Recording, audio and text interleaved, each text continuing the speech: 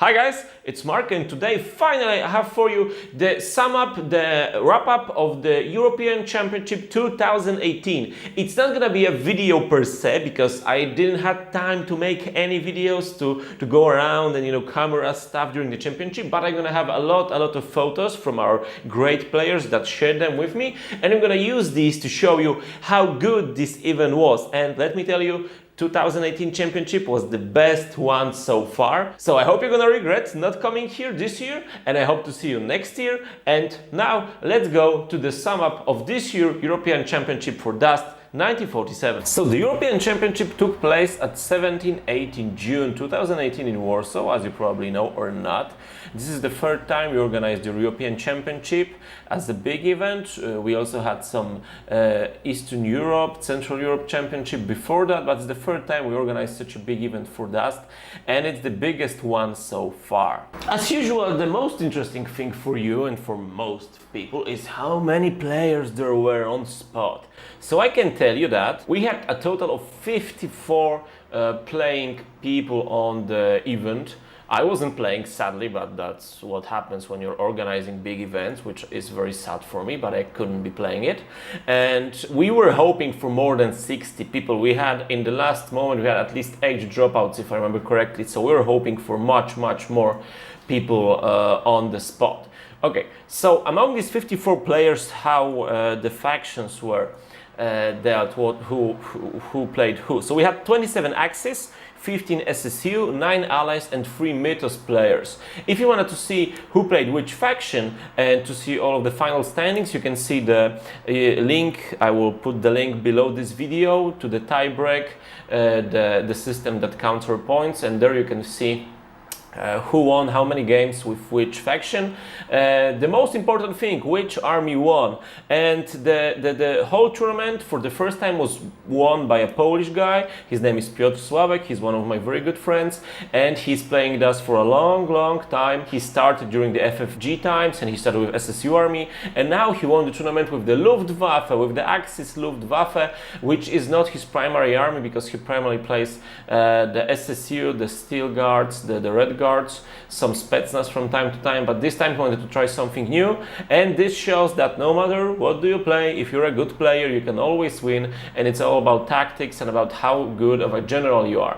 So Peter won with his Luftwaffe. The second place was taken by also one of our longest playing generals, by Michał Poręcki, with his Axis and with his Neue Deutsche Afrika Korps. So the Axis standing very high on the table, on the final standings. And the third place was taken by Filip Bramowicz with his United States Marine Corps, and this is a bright moment for me because Filip is one of our new guys. He's a guy that started more than a year ago. He's the guy that was recruited after I started selling Dust, after I started promoting it as my job.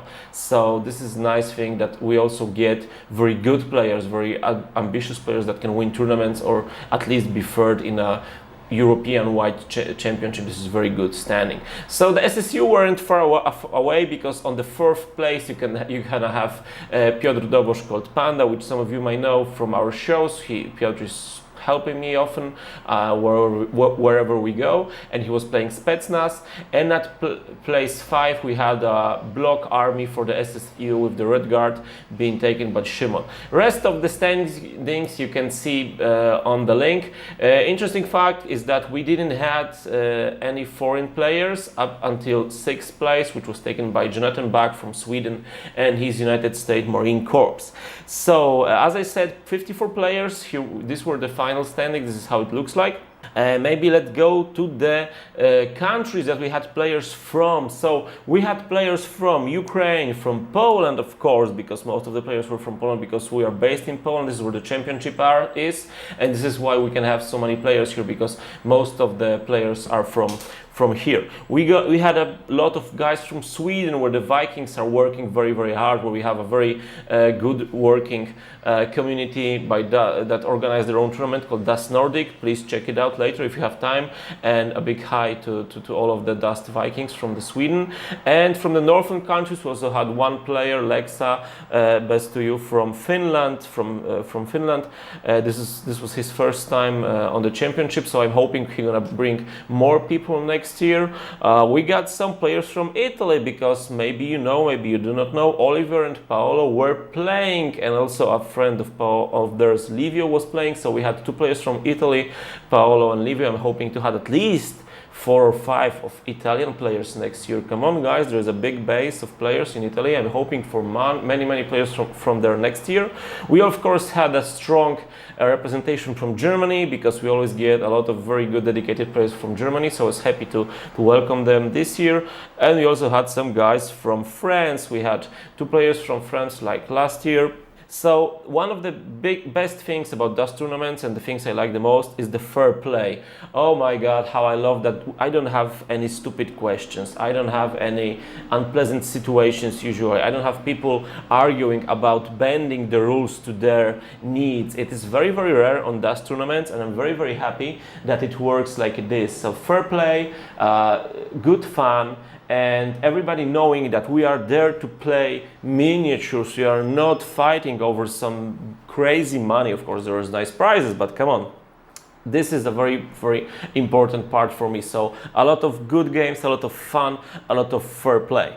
I want to mention one more thing from the championship. I want to thank Krzysztof Kaczurba and his Dust Brothers blog for helping me again this year. Dust Brothers is always organizing a painting competition, and so it was organized this year.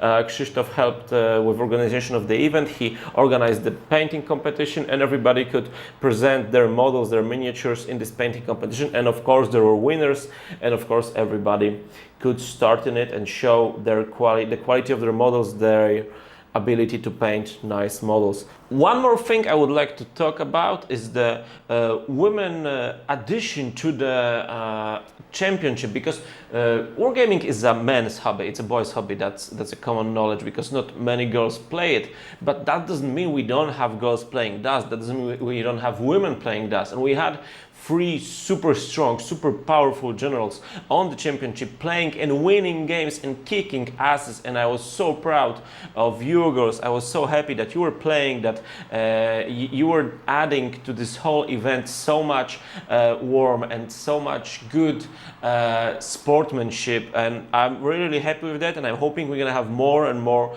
girls. I'm hoping we're gonna have more and more women in general playing in the next championship, and more of you in the tournament. And again, thank you for your addition to this event. If I mention men and women, the second difference I would like to mention is the age of our players. So of course most of the players are grown men, some of them even a bit old grown men, but we also had almost kids playing. So we have very young guys that sometimes had some problems communicating in English, because, well, they are very young and didn't started learning it properly yet, but they were still playing, and all of them played all of the games and spent those 2 days with having fun. And it's always better, it always feels better from such a big event when you have a wide range of players, different type of players, different age of players, and it was really good. One of the most important parts of every Dust European Championship is the new things that you're gonna be able to buy, we're gonna be able to play in the future. So this year's the big creme de la creme was the Japanese faction. Paolo was so kind enough to bring us some production samples of the Japanese models you're seeing right now, and it was great to lay our eyes on them. And pictures don't give them, pictures don't show them the proper way, because I already saw them, and it's gonna be great, super models, and I cannot wait to have my hands on them at the end of the year. It's kind of tradition already that when Paolo comes to a big Dust event, he makes a special presentation that shows what's in the works, what's gonna be in the far away future. And so it was this time.